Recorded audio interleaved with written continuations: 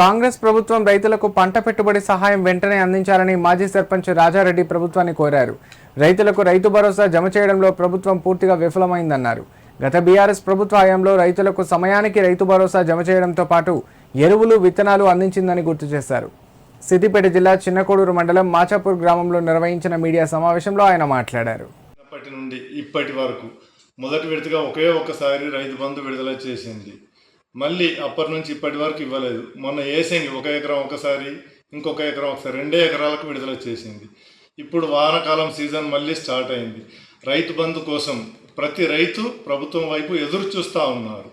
మరియు ఫర్టిలైజర్ కూడా యాప్ బంద్ పెట్టి యథావిధిగా ఫర్టిలైజర్ కొనసాగించాలని, వెంటనే రైతు బంధు విడుదల చేయాలని, ఈ సన్న రకాలు, దొడ్డు రకాలు వడ్లు అని కాకుండా రైతుకు ఇష్టం వచ్చిన రీతిలో వడ్లు పండించుకోవనే విధంగా ప్రోత్సహించాలి.